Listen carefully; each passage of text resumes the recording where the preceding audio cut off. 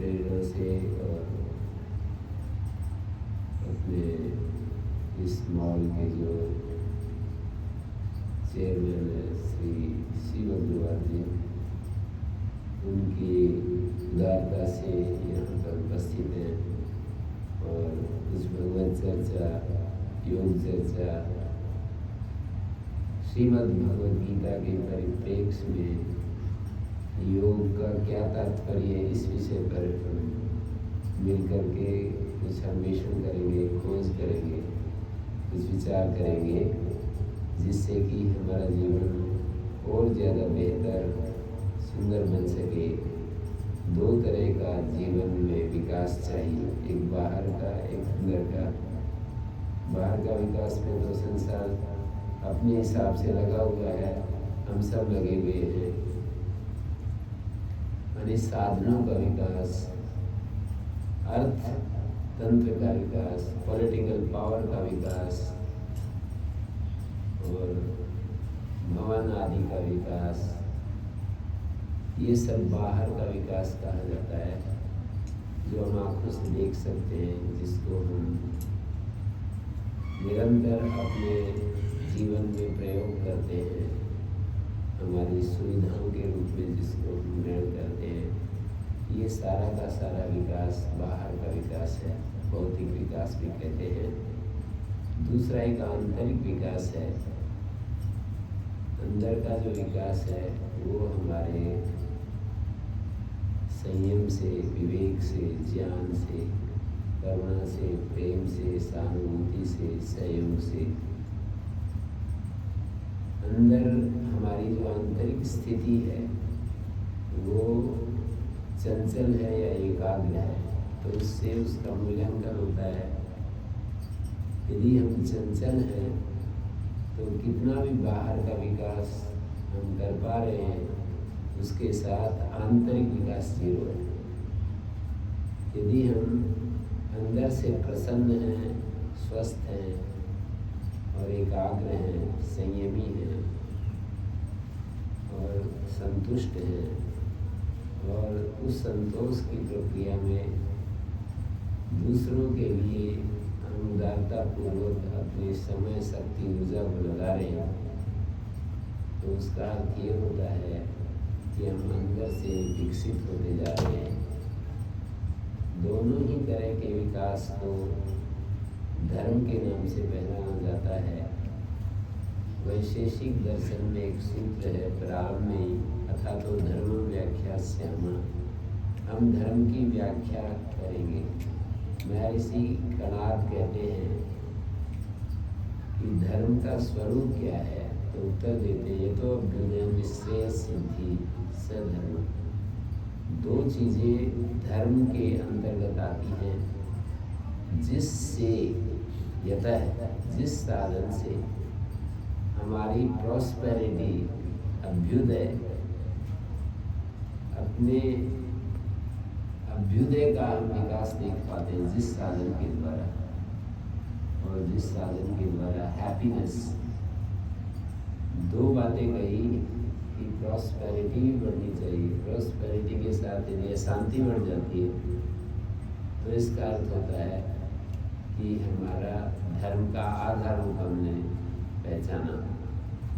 और ये कहना चाहिए, जैसे आजकल की परीक्षाएं होती हैं, उनमें एक ऐसी परीक्षा होती है, आप सब परिचित होंगे, यूपीएससी में बच्चे बैठते हैं, तो जैसे प्री एग्ज़ाम को क्लियर करने के लिए दो पेपर होते हैं, पहला और दूसरा। तो उसमें एक पेपर ऐसा होता है कि जो क्वालिफाइंग है, उसको क्वालिफाई करने के बाद ही पहला पेपर चेक होता है।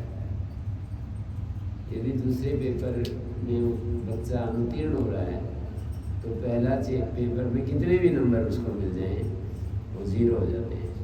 तो इसी तरह से मैं इसको रिलेट करके देख रहा हूँ कि हमारे आंतरिक विकास, यदि आंतरिक विकास हमारे जीवन में हो रहा है, तो जो बाह्य विकास है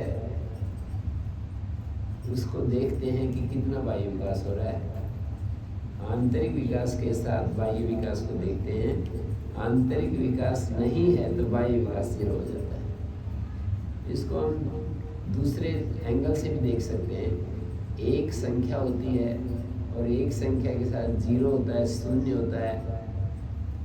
जीरो की कीमत एक जीरो, एक के साथ यदि एक जीरो है तो एक की 10 गुना कीमत बढ़ जाती है, और एक जीरो और यदि लगा दें तो एक की 100 गुना कीमत बढ़ जाती है, और एक जीरो और लगा दें तो 1000 गुना कीमत बढ़ जाती है। एक जीरो और लगा दें तो 1,00,000 गुना कीमत बढ़ जाती है। एक की कीमत, एक का जो वैल्यू है वो बढ़ता चला जा रहा है। और यदि एक हटा दिया जाए तो कितने भी जीरो इकट्ठे करते जाएं कोई उसका अर्थ नहीं होता है। तो इस तरह से हम ये समझना चाहेंगे कि जो एक है वो तो है आंतरिक उन्नति, और बाहरी जितने भी विकास के रूप में हम जिन चीज़ों को देख पाते हैं, साधनों को देख पाते हैं, साम्राज्य को देख पाते हैं, पावर को देख पाते हैं, उस आंतरिक विकास के साथ यदि बाह्य विकास होता चला जा रहा है तो वो जो आंतरिक विकास है और ज़्यादा प्रभावशाली होता जाता है। मोदी जी यदि कोई बाह्य विकास की बात कहते हैं तो कितनी प्रभावशाली हो जाती है, आप अनुमान कर सकते हैं। किसी भौतिक विकास के संबंध में कोई स्टेटमेंट उनका आता है तो कितना प्रभावशाली हो सकता है, उसकी आप कल्पना करके देख सकते हैं। सामान्य व्यक्ति यदि कहेगा तो उसका एक एरिया होता है, 10-20 लोग उसको सुनते हैं, कहते हैं कि ये बहुत अच्छी बात है, कितना अच्छा उन्होंने कितना अच्छा कहा, ऐसे वो हम सुनते हैं। तो मेरा कहने का मतलब है कि आंतरिक विकास की महिमा बढ़ाने के लिए मैं ये सब बातें कह रहा हूँ कि आंतरिक विकास के साथ बाह्य विकास यदि हमारे जीवन में होता जा रहा है तो धर्म, ये कहना चाहिए कि धर्म का विकास हो रहा है, धर्म प्रतिष्ठित हो रहा है। यतोऽभ्युदय निःश्रेयः सिद्धि सधर्म, ये कारगर हो रहा है, सार्थक हो रहा है। जिससे, यत माने जिससे, वो साधन जिससे हमारी बाह्य उन्नति और आंतरिक उन्नति होती है वो धर्म कहलाता है। और धर्म विशेष से हमारे जीवन में तत्व ज्ञान की उत्पत्ति होती है।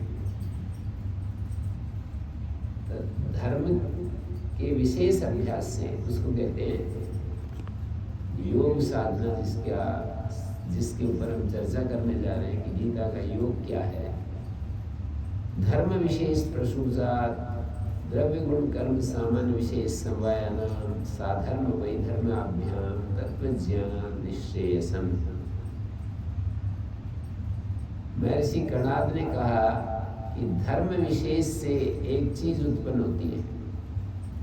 धर्म विशेष का अर्थ है योग साधना, धर्म विशेष का अर्थ है समाधि की साधना, योग साधना, जीवन को शुद्ध करने की साधना। उससे हमारे जीवन में एक तत्व ज्ञान पैदा होता है। वो कैसे होता है?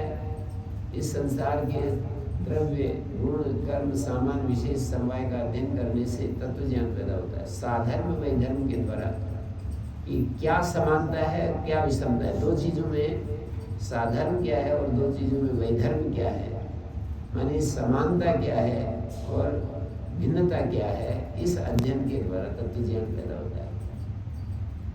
धर्म विशेष से, समाधि का अभ्यास करने से, योग साधना करने से हमारे भीतर जो एक चीज पैदा होती है उसको धर्म विशेष प्रसूत कहा है। धर्म विशेष योग साधना के द्वारा, योग के अभ्यास के द्वारा। योग का अभ्यास का मतलब अपने चित्त को रोकने के अभ्यास के द्वारा, अपने चित्त को संयमित करने के अभ्यास के द्वारा, चित्त को नियंत्रित करने के अभ्यास के द्वारा, मन का नियंत्रण करने के अभ्यास के द्वारा हमारे भीतर तत्व ज्ञान पैदा होता है और उस तत्व ज्ञान से निश्चेष मोक्ष की प्राप्ति होती है, मुक्ति की प्राप्ति होती है, सर्वोच्च सुख की प्राप्ति होती है। मोक्ष का अर्थ है highest happiness, absolute happiness. Absolute happiness के लिए कोई इच्छुक है? कई लोग पूछते हैं कि जो आप ये बातें कर रहे हो इसकी शुरुआत कहाँ से करें? जैसे हाईएस्ट या एब्सोल्यूट हैप्पीनेस की बात कर रहे हैं, उसकी शुरुआत कहाँ से करें? शुरुआत तो जहाँ खड़े होते हैं वहीं से होती है। जैसे जहाँ से हम लंदन जाना चाहते हैं तो हम यहाँ पर खड़े हैं तो यहीं से शुरुआत होगी।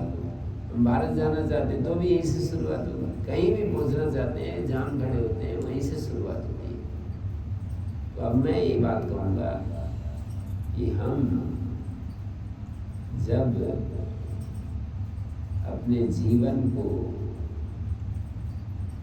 एब्सोल्यूट हैप्पीनेस से भरपूर करना चाहते हैं तो उसकी शुरुआत होगी इसकी चाह से। जैसे हमारे शिव अग्रवाल जी ने जब ये बाग बनाया तो इसकी शुरुआत कहाँ से हुई? या कोई व्यक्ति राजनीति में आगे बढ़ना चाहता है, उसकी शुरुआत कहाँ से होगी? और कोई व्यक्ति, कोई प्लेयर, कोई खिलाड़ी ओलंपिक में विजयी होना चाहता है कि मेरे को तो कोई होते हैं, कहते हैं कि एक बच्ची, अब मुझे वो देश का नाम याद नहीं है, एक बच्ची पैदा हुई और पोलियो की मरीज थी वो, और उससे चला भी नहीं जाता था। धीरे धीरे उसके मन में ये आया कि मुझे सबसे तेज धाविका बनना है, और वो बार बार उसके लिए अभ्यास किया, बार बार कोशिश की, अथक परिश्रम किया, और कभी वो अनुत्तीर्ण हुई, कभी उत्तीर्ण हुई, और एक दिन वो ओलंपिक में विजयी हो गई। तो ये शुरुआत कहाँ से हुई? उसके मन में ये इच्छा आई कि मैं सबसे दुनिया की तेज धाविका बनना चाहती हूँ, और उसके संकल्प को, इस बात को सुन करके हंसने लगे लोग। उसकी माँ भी विचित्र, ये क्या बोल रही है तू? जो जन्म देने वाली उसकी माँ थी, उसके इस संकल्प को सुन करके ये कहने लगी कि ये तू क्या बोल रही है? लेकिन वो जो बोल रही थी उसमें कुछ दम था। वो जो बोल रही थी वो ऐसे ही नहीं बोल रही थी, वो बहुत ही अंदर से बोल रही थी। तो मैं कहना ही चाह रहा था कि शुरुआत कहाँ से होती है? शुरुआत हमारी चाह से होती है, हमारी एस्पिरेशन से होती है। हमारी एस्पिरेशन यदि ऐसी बुलंद होती है तो ऐसी संसार के इतिहास में ऐसे ऐसे उदाहरण आपको मिलेंगे। मेरा तो सब्जेक्ट नहीं, पर कोई आकर के बता देते हैं। मैं इस तरह के उदाहरणों का अध्ययन कभी नहीं कर पाता,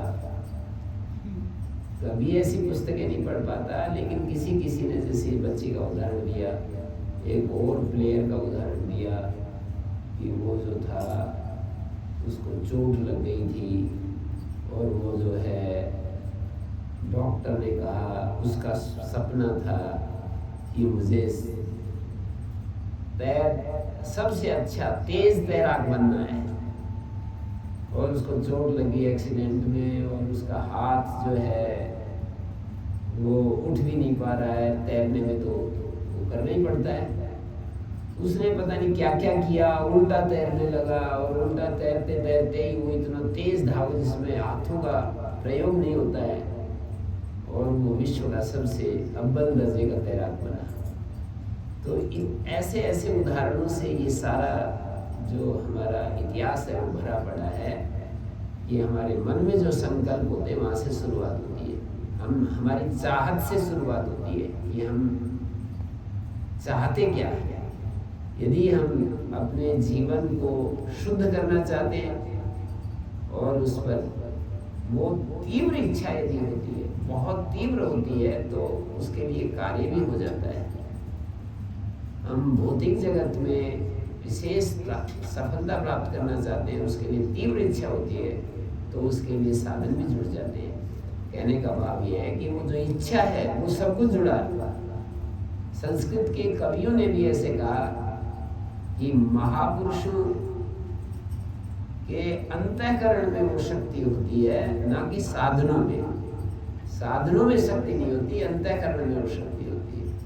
सत्वम भवति महतान न उपकरणे, उपकरणों में वो शक्ति नहीं होती है, साधनों में वो शक्ति नहीं होती है, बल्कि सत्व में, मानी अंतःकरण में, बुद्धि में, मन में वो शक्ति होती है, उनके निश्चय में वो शक्ति होती है। तो हमारा योग जीवन का संकल्प, पहले ही निवेदन करूंगा, योग का अर्थ चित्त वृत्ति पर नियंत्रण करने से। योग शब्द का शब्दार्थ होता है कि हमारा जो चित्त है, उसमें जो वृत्तियां उठती हैं, उसमें जो मॉडिफिकेशंस ऑफ द माइंड, उनको नियंत्रित करना, उनको एक विशेष दिशा देना, उसको योग कहते हैं। पतंजलि ने कहा योग चित्त वृत्ति निरोधा, चित्त वृत्तियों के निरोध को योग कहते हैं। चित्त होता है, चित्त की वृत्तियां होती हैं, उन वृत्तियों का विश्लेषण किया जाता है कि प्रमाण, विपरि, विकल्प, निद्रा, स्मृति, 5 वृत्तियां होती हैं। उन वृत्तियों को कैसे रोका जाए, वो भी साधन का इजाद किया है, विचार किया है कि उन वृत्तियों का नियंत्रण कैसे होता है। आज हम विचार करना चाहते हैं श्रीमद् भगवद गीता, ये जो श्रीमद् भगवद गीता मेरे हाथ में है, ये क्या कहती है, योग के बारे में क्या कहती है। योग शब्द कुछ अलग अलग अर्थों में प्रचलित हो रहा है आजकल। जो शरीर के, हमारे भारत के प्रधानमंत्री, यशस्वी प्रधानमंत्री ने इस दिशा में वो एक काम किया है। उन्होंने 21 जून को एक योग दिवस डिक्लेयर करवाया, और कितने ही देशों में, 70-75 कितने देश हैं, उन सब में वो बड़ी श्रद्धा के साथ उस दिवस को मनाया जाता है। लोग प्रेरणाएं लेते हैं, करते हैं।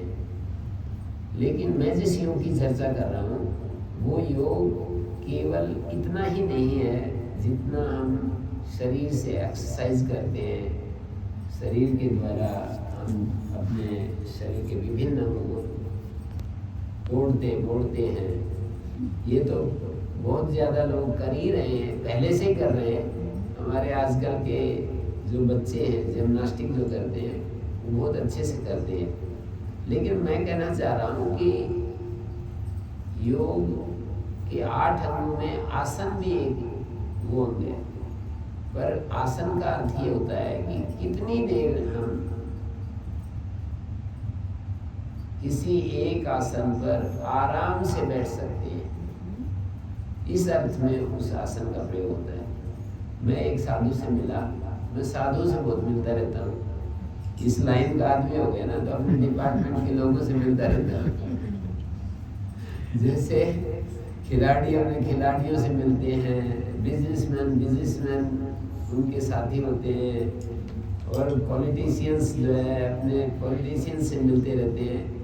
तो एक साधु को मैंने देखा, मेरे को बताया कि ये पद्मासन में 12 घंटे बिना हिले ऐसे बैठे रहते हैं। पद्मासन का अर्थ समझते हैं ना? पद्मासन का मतलब ऐसे, इसको पद्मासन कहते हैं।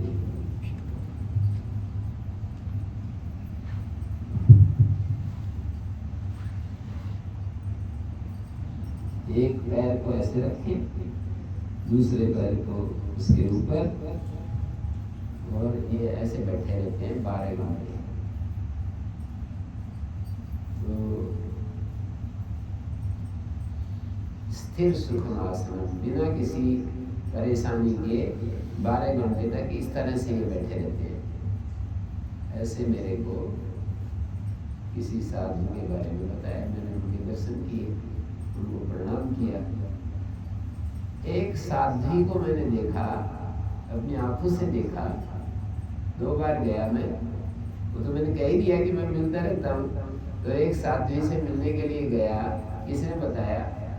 मुझे तो क्या पता, किसी ने बता देते हैं मेरे को। जिस लाइन की जो हमारी भूख होती है ना, तो प्रकृति अपने आप हमारे लिए प्रबंध करती रहती है। कुदरत ऐसे ऐसे लोगों से मिलाती रहती है। जैसे मान लीजिए मैं साधुओं से प्यार करता हूँ, तो कोई ना कोई बता देगा कि जैसे यहाँ पर एक साधु रहता है, ऐसे बता देंगे। और कितने लोगों को बताया, और मैं गया देखा तो किसी ने बताया कि यहाँ एक साध्वी रहती है जो 18 साल से ऐसे मौन में रहती हैं। किसी को भी उन्होंने 18 वर्ष से किसी व्यक्ति को नहीं देखा है। 11.5 साल की वो बच्ची थी, उस समय मौन हो गई, पर वो लोग तो उसको देखते हैं पर वो नहीं देखती, बस इस पोज में बैठी रहती है, आंखें बंद होती हैं और वो बैठी रहती है। लोग आते हैं, उसके दर्शन करके निकल जाते हैं। और वो बीच में फिर सुबह 6 बजे बैठती है या 7 बजे बैठती है। सर्दी के दिनों में 7 बजे, गर्मी के दिनों में 6 बजे बैठ जाती है। सूर्य का जो जैसे उदय होता है तो वो बैठ जाती है अपने आसन पर। लोग आते हैं और उसके दर्शन करके आगे बढ़ जाते हैं। 12 बजे तक ऐसे ही बिना हिले ऐसे बैठी रहती है। फिर 1 घंटे का रेस्ट, उनके माता पिता जो है वहीं रहते हैं और वो उसका प्रबंध करते हैं।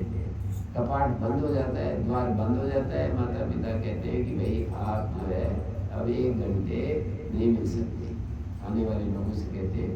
और इस तरह से वो कपाट लगा देते हैं, अंदर जा नहीं सकते।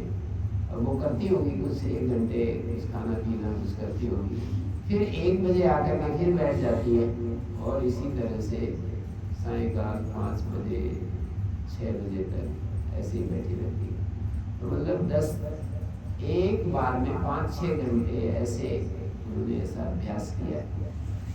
इतना अभ्यास करने से, आसन के जय करने से सुख दुख पर विजय हो जाती है, भूख प्यास पर विजय हो जाती है।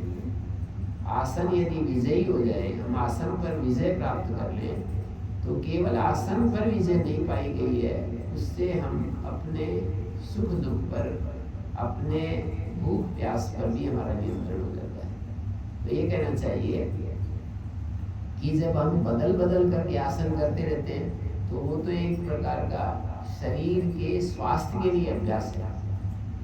हमारा शरीर स्वस्थ रहता है। प्रातः काल जब हम योगासन करते हैं तो उसमें कुछ देर एक आसन करते हैं 2 मिनट, फिर 2 मिनट के लिए दूसरा, फिर 2 मिनट के लिए तीसरा, फिर 2 मिनट के लिए चौथा, फिर 5वां, 6ठा, 7वां, 8वां, ऐसे 2-2 मिनट के लिए। और कोई लोग 2 मिनट भी नहीं कर पाते हो, 1 मिनट के लिए, आधा मिनट के लिए, कोई 1.5 मिनट के लिए, तो वो आसन करते रहते हैं। उससे उनका शरीर निरोग रहता है।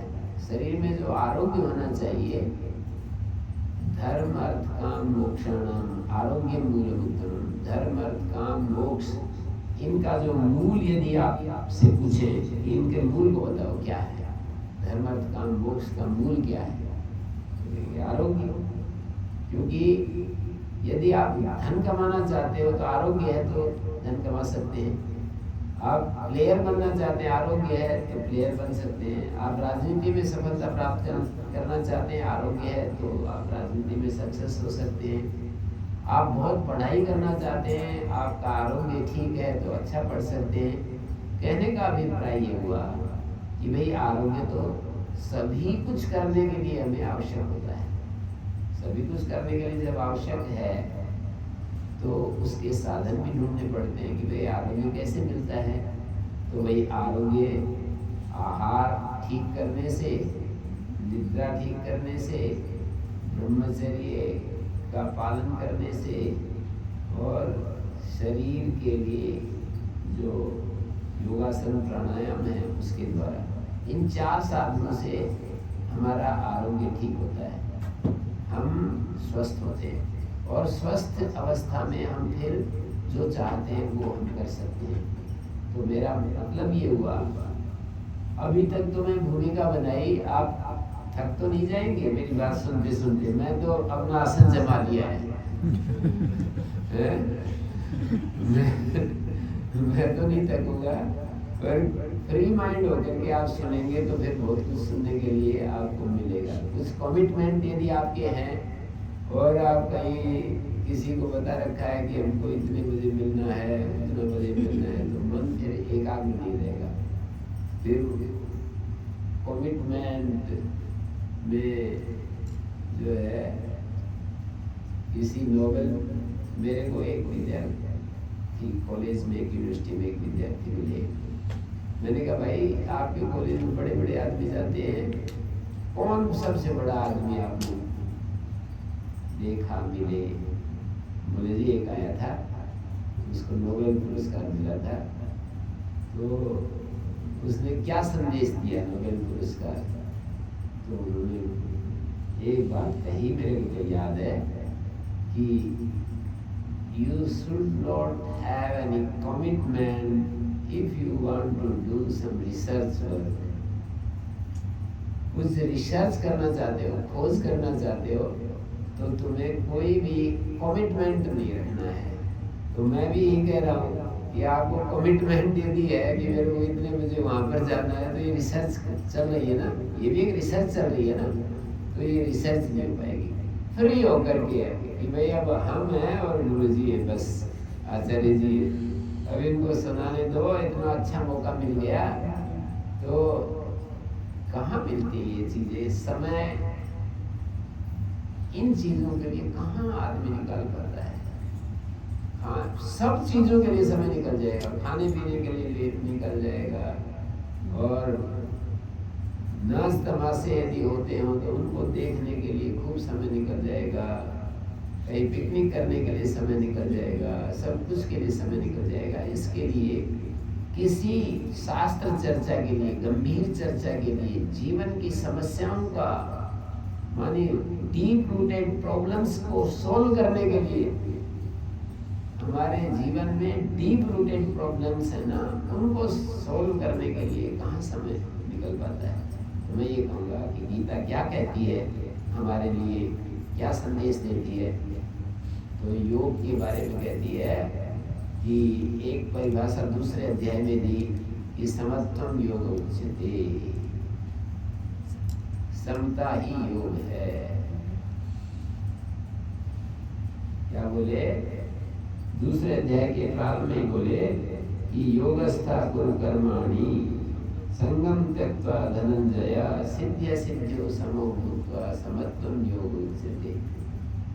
देखिए, गीता को आप ऐसे समझेंगे ना, गीता को कैसे पढ़ना चाहिए ये भी एक बात है, गीता कैसे पढ़नी चाहिए ये भी एक बात है। आप ऐसे समझो कि मैं अर्जुन, और आप ऐसे समझो कि गीता भगवान की वाणी है, श्री कृष्ण योगेश्वर की वाणी है, और मैं अर्जुन अध्येता के रूप में मैं अर्जुन हूँ, और ये साक्षात भगवान योगेश्वर भगवान में 6 चीजें होती हैं, इसलिए उसको भगवान कहते हैं। ज्ञान, वैराग्य, 6 बातें भगवान में होती है। धर्म, ऐश्वर्य, वीर, तेज, श्री, ज्ञान, वैराग्य। हाँ, बता दिया पंडित जी ने। तो 6 चीजें इसमें होती हैं, वो भगवान होता है। धर्मस्य यशसा श्रिय, धर्म, यश, श्री, ज्ञान, वैराग्य और ऐश्वर्य, ये 6 चीजें जिसमें होती हैं वो भगवान होता है। भगवान ने साक्षात अपनी वाणी हमारे को सुनाई, और ये सूर्य चांद जब तक रहेंगे ये वाणी हमें प्रकाश देती रहेगी। तो क्या कहते हैं वे कि भाई योगस्थ कुरु कर्माणि संगम त्यक्त्वा। उन्होंने ये नहीं कहा, ये गीता एकांत में मौन होकर के साधना करने वाला ग्रंथ नहीं है। इसका उपदेश युद्ध भूमि में जब चारों तरफ दोनों सेनाएं खड़ी हैं, उस समय जो उनके अंदर जो एक प्रकार का मोह पैदा हो गया, उसके निवारण करने के लिए गीता है। तो ये जीवन एक युद्ध भूमि है, ये सारा संसार युद्ध भूमि जैसा है, और इस संसार में हमारे को कितनी सारी भ्रांतियां और कितने सारे क्या क्या पैदा हो जाते हैं, होते रहते हैं। उन सब के निवारण के लिए गीता शास्त्र है। तो कर्म के सिद्धांत को हमारे सामने रखने के लिए गीता में बहुत अच्छे अच्छे वाक्य मिलते हैं कि हमें किस भाव के साथ कर्म करने चाहिए, कर्म करने भी चाहिए या नहीं करने चाहिए, कर्म का स्वरूप क्या है, कर्म से हमें मिलता क्या है, ये सारी चीज़ें उन्होंने बताई। तो उन्होंने कहा कि भाई कर्म तो करना है। ऐसे कोई अज्ञानी व्यक्ति, मैंने अज्ञानी एडजेक्टिव लगाया, कोई अज्ञानी व्यक्ति कर्म के बिना नहीं रह सकता है। कोई एक सिद्ध पुरुष हो, वेद व्यास जैसा और भगवान शुक जैसा, महर्षि कपिल जैसा, कोई ऐसा ज्ञानी पुरुष हो बिरला, जो एकदम अपने सारे अस्तित्व को स्टॉप कर सकता है। मानी शरीर में स्वाभाविक जो क्रियाएं होती हैं वो तो होती हैं, बाकी जो मानसिक क्रियाएं और मानसिक क्रियाओं के चलते जो शारीरिक एक्टिविटी है, हाथ पैर का हिलना, चलना फिरना, बोलना, इनको बंद कर सकता है। अंदर जो शरीर के अंदर जो क्रियाएं, खून का बहना, हृदय का धड़कना, किडनीज का अपना काम करना, इंटेस्टाइन अपना काम करे, पैंक्रियाज अपना काम करे, spleen, liver, brain, heart, lungs, ये तो अपना काम करेंगे। खून बहता रहता है, नदी नाले जैसे नाले बहते रहते हैं ना पानी के, ऐसे शरीर के अंदर खून की नलियां बह रही हैं और चक्कर काट रही हैं, निरंतर चक्कर काट रही हैं। सारे शरीर में सर्कुलेट होकर के हार्ट में आता है, हार्ट से लंग में जाता है, लंग से फिर वापस हार्ट में आता है, और ये प्रोसेस चल रहा है।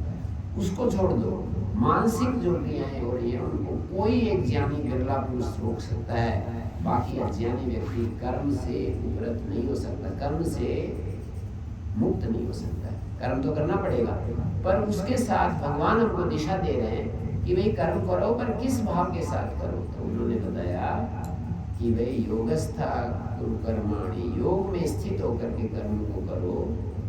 योग क्या है वो आगे बता दिया, योग में स्थित होकर कर्म करो। योगस्था कुरु कर्माणि संगम त्यक्त्वा धनंजय, आसक्ति का त्याग करके करो। कर्म में दो चीजें बाधक बनती है, साधक की दृष्टि से बताऊं, आंतरिक उन्नति की दृष्टि से बता रहा हूं। केवल जिसको बाह्य उन्नति चाहिए उनके लिए गीता शास्त्र कुछ नहीं, कोई उपदेश नहीं, उसके लिए गीता का कोई वचन का काम सहयोग नहीं देगा। देखिए 3 गुणों के बारे में गीता में बड़े अच्छे से चर्चा की है, सात्विक, राजसिक, तामसिक। तो गीता को पढ़ करके मैं इस स्तर पर पहुंचा, 20 बार इसके ऊपर प्रवचन करने के बाद अच्छे विद्यार्थियों के साथ गीता का अध्ययन करके मैं इस निष्कर्ष पर पहुंचा, जो अच्छे समझदार स्टूडेंट्स के साथ ये समझ में आया कि तमोगुण तो संसार में सफल होने के लिए भी काम का नहीं है।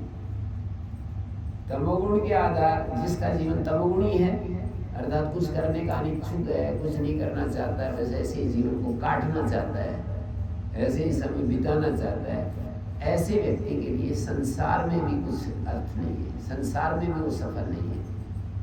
वो तो ऐसा ही रहेगा, वैसे अजगर की तरह मिल गया, खा लिया, बस ऐसे ही समय पूरा कर रहा है।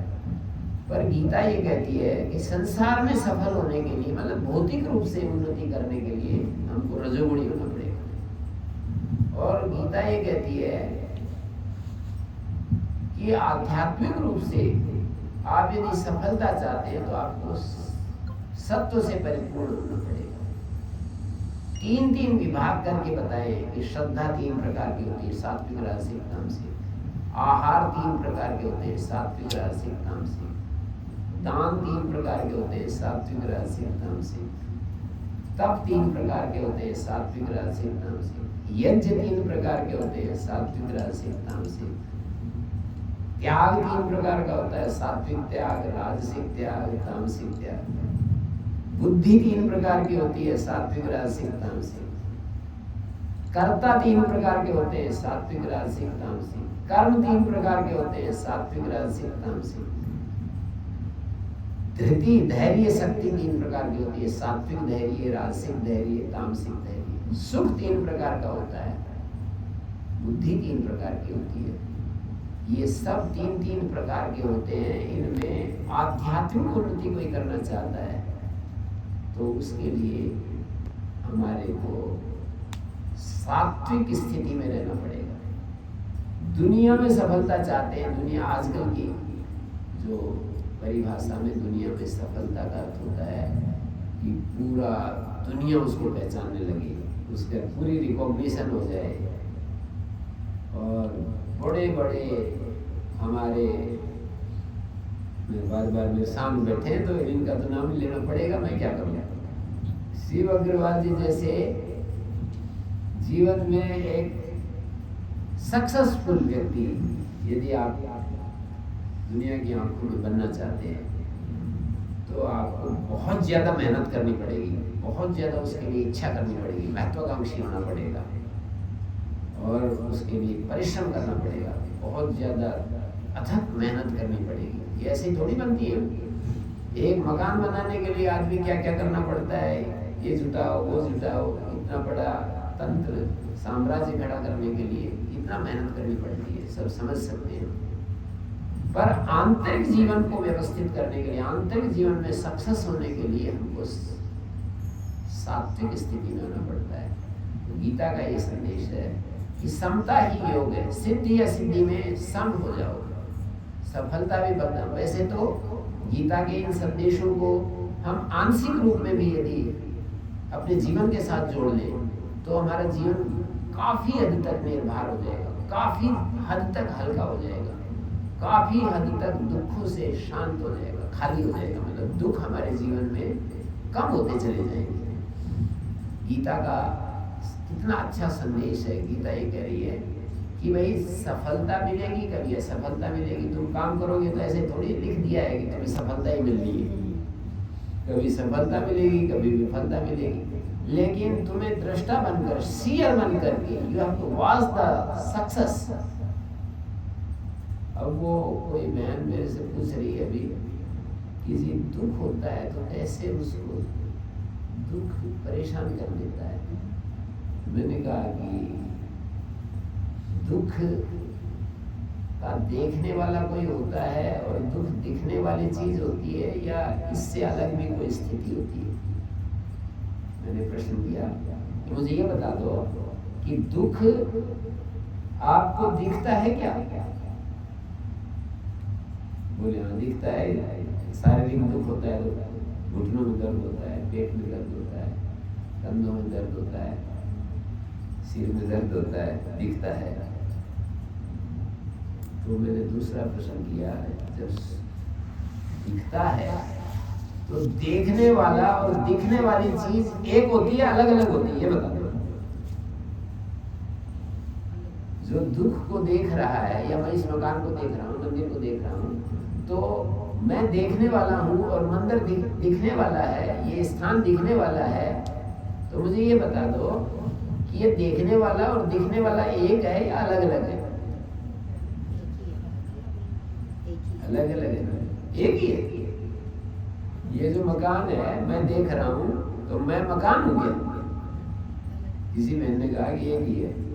तो मैं देखने वाला हूँ और ये मंदिर दिखने वाली चीज है, मेरी आंखों से मैं देख रहा हूँ। तो मैं और ये मकान एक है या अलग अलग है? अलग अलग है।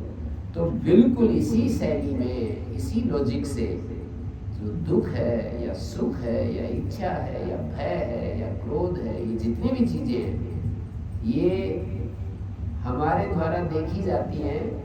जब हमारे द्वारा देखी जाती हैं तो हम इनसे अलग होते हैं या हम वही होते हैं? अलग होते हैं। लेकिन संसार में जब क्रोध आता है तो हम क्रोध हो जाते हैं, लोभ आता है तो लोभ हो जाते हैं, अलग नहीं रह पाते। मोह आता है तो मोह हो जाता है, अहंकार, ईर्ष्या, द्वेष। दुख आता है तो दुखी हो जाते हैं। हम दुख को अपने से सेपरेट करके नहीं देख पाते। सीयर बन करके हम दुख को नहीं देख पाते। जैसे इस मकान को देख रहे हैं, इस मकान को जैसे देख रहे हैं, कभी कभी वो मैंने देखा कि मैं गाड़ी में बैठा हूँ और भारत में तो ड्राइव करते समय बड़ा भीड़ भड़का और ऐसे रहता है, वो पास में बैठा हुआ ड्राइव करता है ना, तो मैं ऐसे कई बार देखा मैंने, मैं अपने शरीर को ऐसे खींच रहा हूँ, ऐसे खींच रहा हूँ, समझो कि मैं और गाड़ी एक हो गए कि ऐसे खींचने से गाड़ी खिंच जाएगी। अननोइंगली ये घटना घटती है, अननोइंगली मैं गाड़ी के साथ एक हो गया। और मैंने कहा कि ये तो बड़ी विचित्र बात हो रही है कि तू ऐसे शरीर को ऐसे कर रहा है। एक गेम खेल रहे थे और मैं भी खेल कूद में बड़ा रस लेता था, खूब आनंद लेता था, व्यायामशील था। तो वो कबड्डी खेल रहे तो मैं पास में बैठा, मेरे साथी पास में बैठे, तो जैसे कबड्डी खेलते हुए और उसको जो स्थिति बने तो मैं उसके ऊपर ऐसे ऐसे गिरने लगा। तो बोले क्या कर रहे हो? मेरा साथी बोले क्या कर रहे हो? इसका मतलब क्या हुआ कि वो प्लेयर और मैं एक हो गए। वो प्लेयर झुक रहा है तो मैं भी झुकने चल लगा। आपने देखा होगा कभी कभी रस्सी कस्सी का गेम होता है ना, तो एक पार्टी खींचती है, दूसरी उधर खींचती है अपोजिट साइड में। तो जब वो खींचती है तो आप वो दर्शकों को देखना, दर्शक भी वैसे ही बिल्कुल खिंच जाते हैं, ऐसे मुड़ जाते हैं, पूरा शरीर उनका टेढ़ा हो जाता है। इसका मतलब ये है कि वो खेलने वाले खिलाड़ी और देखने वाले दर्शक एक हो गए। तो ऐसी हमारे जीवन की सारी घटनाओं में हम एक हो जाते हैं। लेकिन जैसे हम एम्पायर की तरह भी देख सकते हैं, एक नहीं होते। जैसे कोई खेल खेलते हैं तो एक एम्पायर होता है ना, वो बिल्कुल ऐसे देखता रहता है। हम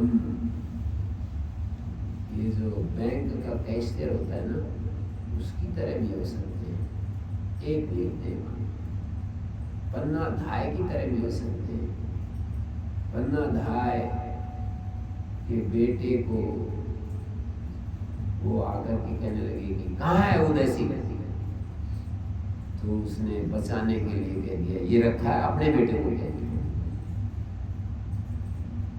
और उसके सामने उस बेटे की हत्या कर दी। और वो ऐसे देखती रही, एक हो जाती तो चिल्लाने लगती उसी समय। तो ये बिजनेस व्यापार में भी आप, ये जो बिजनेस है व्यापार में कभी घाटा होता है, कभी लाभ होता है। एक हो जाते हैं तो उछलने लगते हैं, और घाटा होता है तो रोने लगते हैं। एक हो गए, आप उसको देख सके ऐसे शांत होकर के, घाटे को भी देख सके, लाभ को भी देख सके। ये कह रही है गीता, सिद्धि असिद्धि में एक जैसे हो जाओ, उसके साथ एक मत हो, सीयर बन करके रहो, सीन के साथ एक मत हो, आइडेंटिफाइड विद सीन। ये हमारा जीवन का व्यवहार होता है।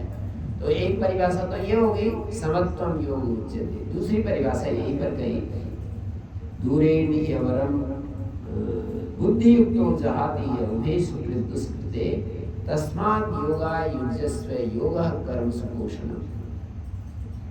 योग की दूसरी परिभाषा दी कि कर्मों में कुशलता ही योग है।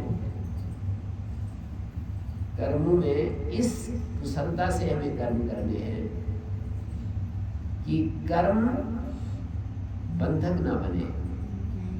कर्म हमें बांध देता है। जब भी हम कर्म को छूते हैं, कर्म ऐसे चिपक जाता है कि हमें जबरदस्ती दोबारा उसको करना पड़ता है।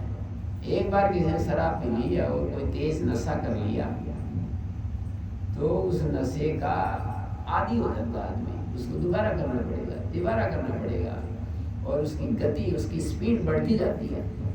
तो ये कहते हैं गीता, बुद्धि युक्त हो जहाती, समत्व बुद्धि से जो युक्त होता है, बुद्धि युक्त का अर्थ है समत्व बुद्धि से, सुकृत और दुष्कृत, अच्छा और बुरा, इन दोनों से ऊपर उठ जाता है। जहाती है उभे सुकृत दुष्कृते तस्मात् योगा युज्यस्व। इसलिए अर्जुन तुम योग करो, योगा कर्म सुकौशलम। योग जो है कर्म में कुशलता का नाम है। कर्म में जो कुशलता है, कर्म ऐसे कौशल के साथ किए जाएं, अनासक्त भाव से किए जाएं कि वो बंधक न बने, तो हमने गीता के संदेश को पकड़ लिया। तो ये दो परिभाषाएं दी, योगा कर्म सुकौशलम। वो कौन सी कुशलता है कर्म में जो हमें बांधती नहीं है? तो इसका उत्तर यहाँ पर ही दिया हुआ मिलता है कि जब हम आसक्ति का त्याग करके और कर्तृत्व का भी त्याग करके, माने फल में आसक्ति होती है और व्यक्ति कर्मों का कर्ता, अननोइंगली उसके मन के ऊपर ऐसा प्रभाव पड़ जाता है कि मैं इन कामों को करने वाला हूं, मैंने ये किया, मैंने वो किया। ऐसे बार ऐसे कभी कभी असावधान लोगों के मुख से हमने सुना भी है। तो कर्म जो होते हैं आसक्ति, फल के प्रति आसक्ति। जैसे हम बिजनेस करते हैं तो हमारे अंदर ये आसक्ति होती है कि भाई हमारा जो हम कल्पना करते हैं, जो हम एक वो आइडिया लेते हैं कि इस बिजनेस में मेरे को इतना लाभ हो जाएगा, तो उसकी बार बार हमारे अंदर चाह हमें प्रेरित करती रहती है। या फिर कर्तृत्व की आसक्ति होती है कि मैंने ये काम किया है और मेरे को ये काम, इसमें इतनी सफलता मिल जाएगी, ये मेरी पहचान बनेगी, रिकॉग्निशन होगी। तो ये फल में आसक्ति और कर्तृत्व, इन दोनों से यदि हम मुक्त हो जाएं, संगम त्यक्त्वा का अर्थ यही है कि आसक्ति का त्याग करके, फलासक्ति का त्याग करके और कर्तृत्व का त्याग करके, ये दो योग की परिभाषाएं मैंने दी। और गीता इसी अध्याय में आगे चल कर कहती है कि हमें जो है एक प्रकार से श्रुति प्रतिपन्ना दे यदा स्थास्यति निश्चला समाधवचला बुद्धि तदा योगम अवाप्स्यसि। तरह तरह की बातें सुन करके जो तुम्हारी बुद्धि एकदम चकरा गई है, श्रुति भी प्रतिपन्ना दे यथा स्थास्यति निश्चला, जब तुम्हारी बुद्धि स्थिर होगी, निश्चल होगी, तो योग की प्राप्ति होगी और तुम उस समय योगी हो जाओगे। तो उन्होंने कहा कि ये जो बुद्धि स्थिर होगी, स्थिर बुद्धि की क्या परिभाषा है? स्थिर बुद्धि की क्या परिभाषा है? स्थिर प्रज्ञस्य का भाषा समाधिस्तस्य केशव स्थिति किम प्रभासेत किम आसीत प्रजेत किम। कैसे वो चलता है, कैसे बैठता है, स्थिर बुद्धि वाले व्यक्ति का कार्य शैली कैसे होती है, ऐसे प्रश्न कर दिया। तो पूरे दूसरे अध्याय के अंत तक स्थित प्रज्ञ प्रकरण है। भारत में गांधी जी अपने आश्रम में इन श्लोकों का पाठ करवाते थे, नित्य प्रति पाठ होता। जैसे कि मंदिर की एक आरती होती है, पूजा होती है, एक प्रक्रिया होती है, तो उसमें जैसे चलता है, तो गांधी जी ने इन श्लोकों का प्रजहात यदा कामान सर्वान पार्थ मनोगतान आत्मन्येवात्मना तुष्टा स्थित प्रज्ञस्तदा उच्यते। व्यक्ति जो है अपने द्वारा अपने में संतुष्ट हो जाता है और कामनाओं को छोड़ देता है और ऐसे ऐसे करके जीवन जीने लगता है, तो वो स्थित प्रज्ञ होता है। माने स्थित प्रज्ञ की प्राप्ति कैसे होगी? तो इन्होंने उत्तर दिया था, श्रुति में प्रतिपन्ना दे, तरह तरह की बातें सुनने से तुम्हारी बुद्धि जो है भांति भांति के वचनों से विचलित होगी। जब तुम्हारी बुद्धि उस आत्म तत्व में अचल और स्थिर होगी, आत्म तत्व में, तो तुम स्थित प्रज्ञ हो जाओगे। तो बोले स्थित प्रज्ञ का लक्षण क्या है, साधन क्या है? तो स्थित प्रज्ञ का जो स्वरूप बताया है वही उसके साधन होते हैं। जैसे कोई कहे कि जी ब्रह्मचारी कैसे रहे, ब्रह्मचारी रहने का साधन क्या है? तो कहेंगे कि ब्रह्मचारी का जो फल है वही उसका साधन है। ब्रह्मचारी रहने का फल क्या है? कि व्यक्ति ब्रह्म में विचरण करता है। ब्रह्मचारी का अर्थ है स्त्री पुरुष का साथ साथ रहना और अलग अलग रहना, ये दो चीजें ब्रह्मचारी को तय करती हैं लोक दृष्टि में, मैं बोलता हूँ। लेकिन यदि गहरी आंखों से देखा जाए तो ब्रह्मचारी क्या है? ब्रह्म में विचरण करने वाला ब्रह्मचारी है। तो ब्रह्म में विचरण करने वाले को ब्रह्मचारी कहते हैं। ये ब्रह्मचारी का फल है। साधन क्या है? यही साधन है। हमेशा जो ब्रह्म में विचरण करता है वही इसके फलस्वरूप ब्रह्म में विचरण करता है। ब्रह्म में जो हमेशा विचरण करेगा वो आगे फिर ब्रह्म में विचरण करेगा फल के रूप में। तो साधन भी यही है। और सिद्ध पुरुषों के जो लक्षण बताए हैं, सिद्ध पुरुषों के जो लक्षण बताए हैं, वे ही उनके साधन होते, साधकों के साधन होते हैं। तो ये प्रजहाति यदा कामान पूरा ये प्रकरण है, दुखों में जो उद्विग्न नहीं होता। पहले तो ये कह दिया कि सारी मन की कामनाएं कर छोड़ देंगे तो काम कैसे होंगे? बोले नहीं, कामना छोड़ी जाती है कि मेरे इस कर्म से मुझको ये फल मिलना चाहिए। कर्म को छोड़ने के लिए थोड़ी कह रहे हैं, कर्म त्याग की बात थोड़ी कह रहे हैं कि कर्म छोड़ दो। ये कह रहे हैं कि जो कर्म कर रहे हो उसमें जो ये एक धारणा बनाते हो, एक विचार करते हो कि इस कर्म से मेरे को ये फल मिलना चाहिए, उसकी उस कामना को कामना कहा है, उसको छोड़ने की बात कही जाती है। Satisfied with in himself by himself, जब व्यक्ति ऐसी स्थिति में जीता है तब उसको कहा जाता है स्थित प्रज्ञ। वो व्यक्ति दुखों में उद्विग्न नहीं होता, सुखों में लालसा नहीं रखता, राग भय क्रोध उसका सब गायब हो जाता है। आसक्ति भय क्रोध, ऐसे व्यक्ति को स्थित प्रज्ञ कहते हैं। यह सर्वत्र अनभिषेह तत्त प्राप्य शुभाशुभ नाभिनंदति न द्वेष्टि।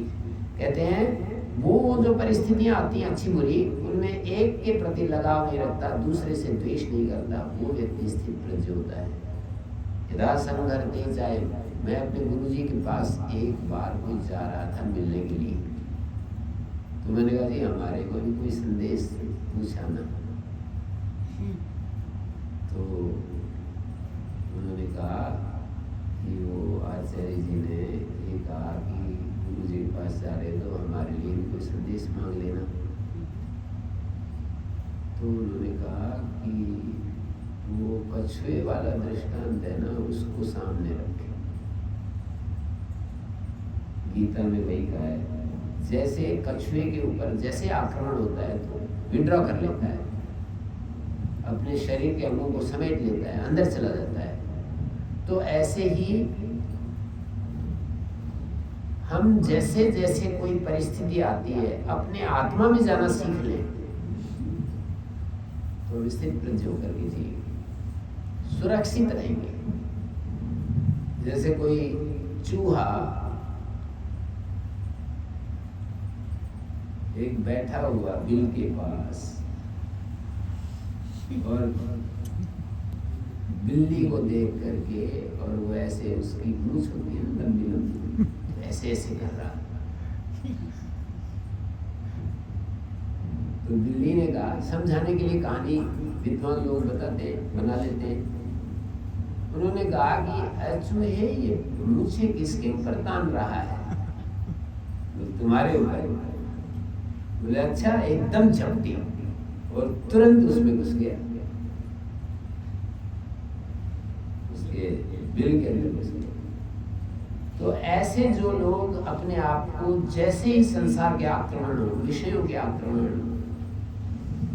और तरह तरह के क्या क्या आक्रमण होते हैं आप समझ सकते हैं जीवन में, हमें दुख देने वाले जो आक्रमण हो, उस समय हम विड्रॉ करना सीखें, अपने आप को वापस खींचना सीख लें और अपनी आत्मा में चले जाएं, तो हमारा बचाव हो जाता है, दुखों से बचाव हो जाता है, झंझटों से बचाव हो जाता है। फिर आगे कहते हैं एक बहुत अच्छी बात कही, ये तो कह दी यदा संघर्ते जाए गुरुअंगानि सर्वश इंद्रियाणि इंद्रियार्थेभ्यः तस्य प्रज्ञा प्रतिष्ठिता। उसकी प्रज्ञा स्थिर होती है, इंद्रिय विषयों से अपनी इंद्रियों को विड्रा करना सीख लेते हैं।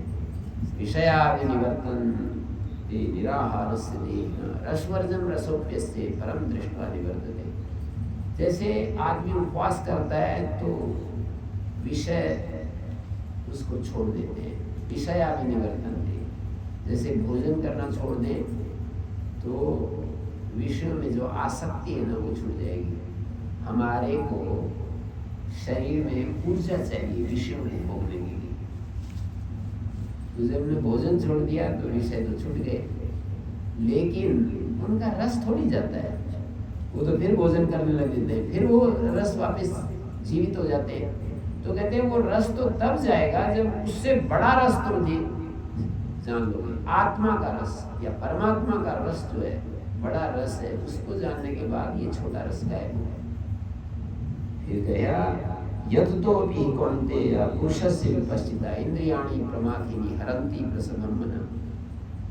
यत्न करते हुए भी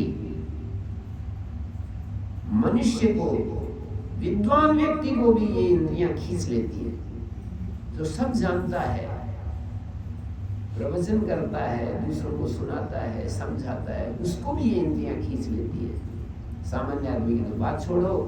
और फिर कहा इंद्रियाणि प्रमाथि, ये इंद्रियां बहुत ही प्रमथनशील है। जैसे रूह ये रही होती है ना, दूध में डालते हैं तो जैसे बिलो डालती है दूध को, ऐसे इंद्रियां जो है बिलो डालती है, व्यक्ति को मथ देती हैं।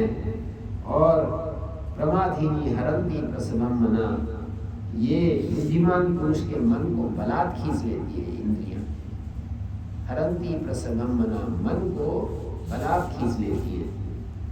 तानि सर्वाणि संयम्य युक्ता आसीत् मत्परा, इसलिए सारी इंद्रियों को संयमित करके व्यक्ति को भगवत परायण होकर के रहना चाहिए। युक्ता आसीत् मत्परा वशे ही यस्य इंद्रियाणि तस्य प्रज्ञा प्रतिष्ठिता। ये इंद्रियां जिसके वश में होती हैं उसकी प्रज्ञा प्रतिष्ठित है। आप ये पूछ रहे होंगे, आप मन में जानने की इच्छा कर रहे होंगे कि ये इंद्रियां, तो हम सब जानते हैं कि इंद्रियां हमको खींच ले जाती हैं, इनका उपाय क्या है? उपाय तो इसमें दे रहे हैं ना कि आत्मा में जब चले जाते हैं तो इंद्रियां शांत हो जाती है। हट करने से इंद्रियां कंट्रोल में नहीं आती। यदि हम आत्मा में चले जाएं या इंद्रियों के दोषों को हम समझ लें, मतलब दो बातें अलग अलग। इंद्रियों के विषयों में जाएंगी तो हमारे को बेघर कर देंगी, ये इसका दोष है। लेकिन आदमी जानते हुए भी बेघर होने के लिए तैयार हो जाता है और वो इंद्रियों के विषयों से अलग नहीं होना चाहता। तो उसके लिए मैं ये कह रहा हूँ कि आत्मा में यदि चला जाए ऐसे,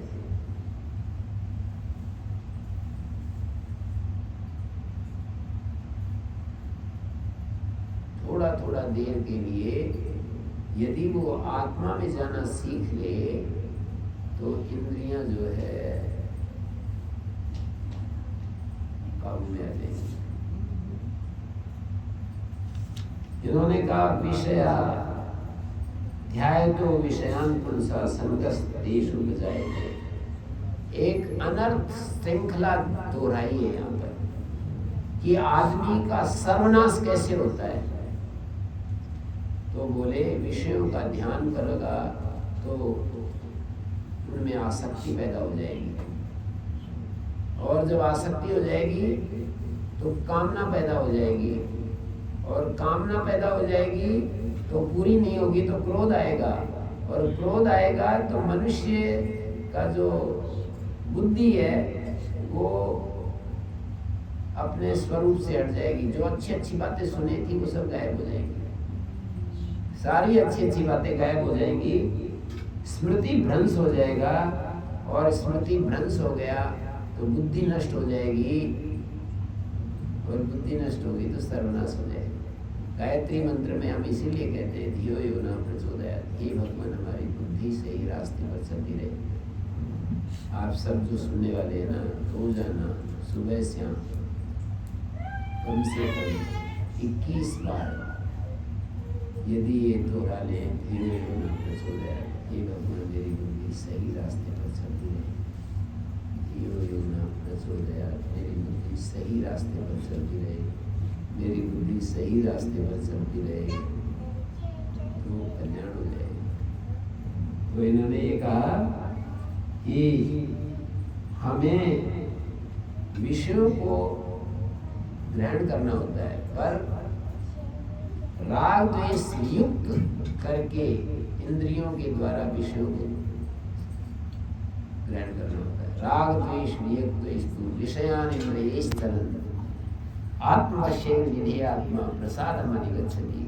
हमारा मन स्वच्छ हो जाता है, प्रसन्न हो जाता है। प्रसन्न का अर्थ निर्मल होता है, प्रसन्न हो जाता है।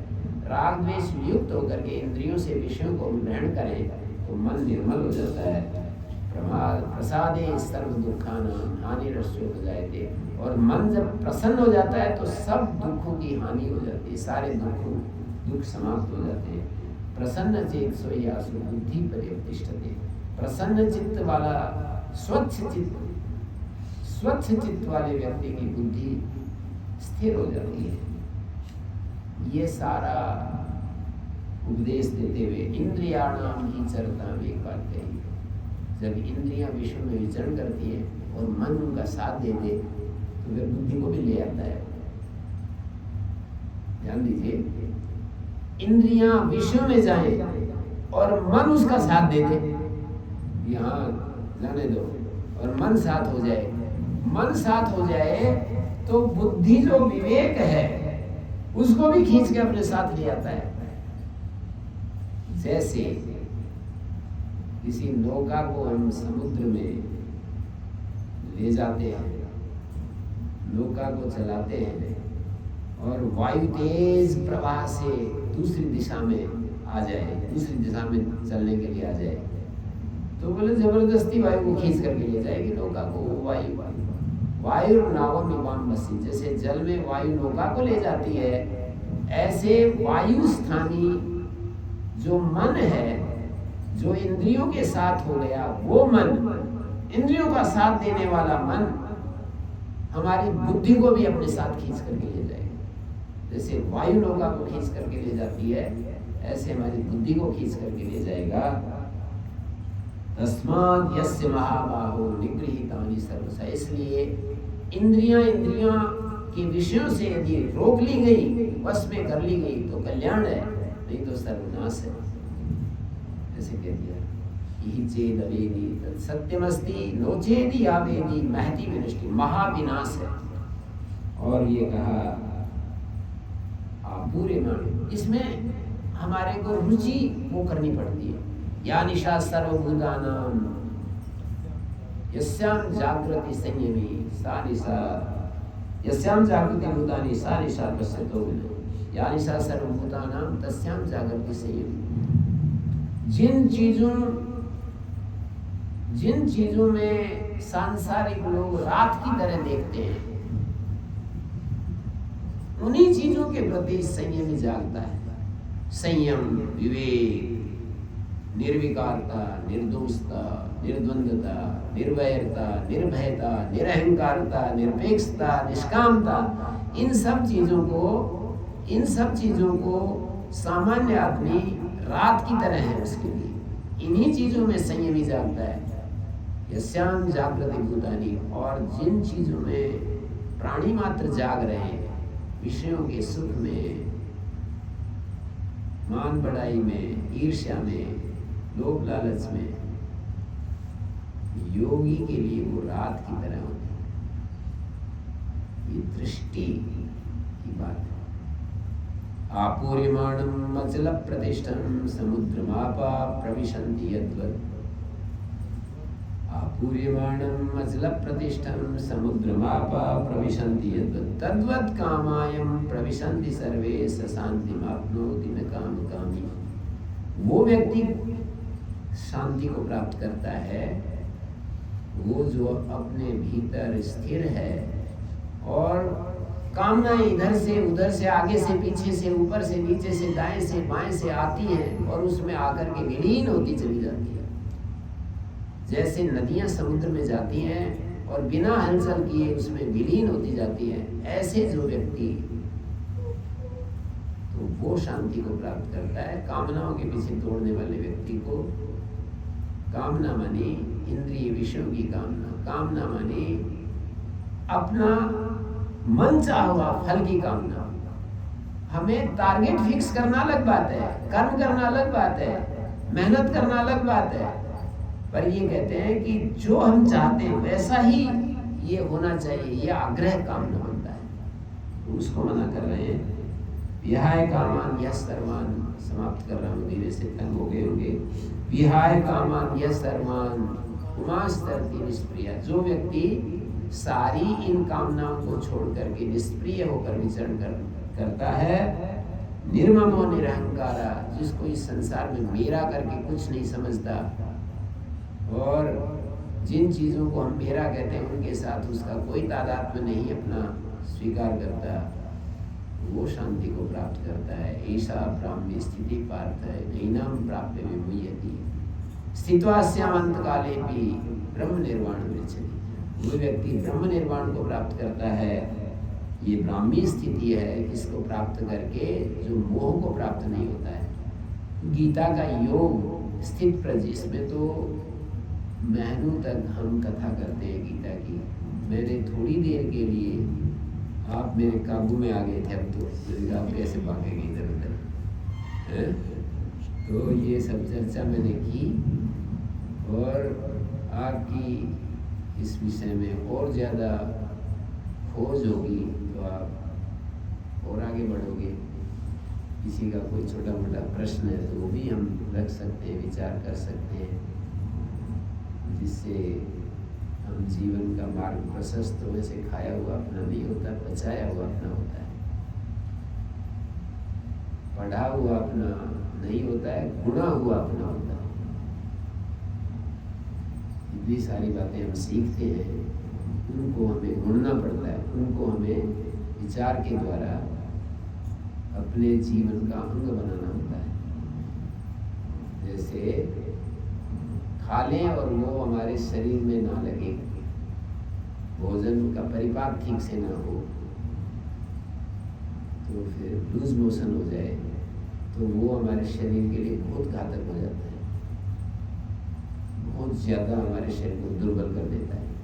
तो आप सुनोगे और अच्छी अच्छी बातें सुनते रहोगे, पढ़ते रहोगे, और फिर उसको धारण नहीं करोगे तो आप कमज़ोर हो जाएंगे। बिल्कुल आपका मन इतना निर्बल हो जाएगा कि आप हिम्मत ही नहीं करेंगे कुछ भी करने की, कि मैं भी कुछ अच्छा कर सकता हूँ इस जीवन में। अपने जीवन में मैं कुछ अच्छा करने का मतलब आंतरिक रूप से मैं स्वस्थ हो सकता हूँ, आंतरिक रूप से मैं ऐश्वर्यशाली, अपने दृढ़ प्रतिज्ञा वाला हो सकता हूँ, अपने मन को संयमित कर सकता हूँ, अपने इंद्रियों को संयमित, ये हिम्मत नहीं आएगी।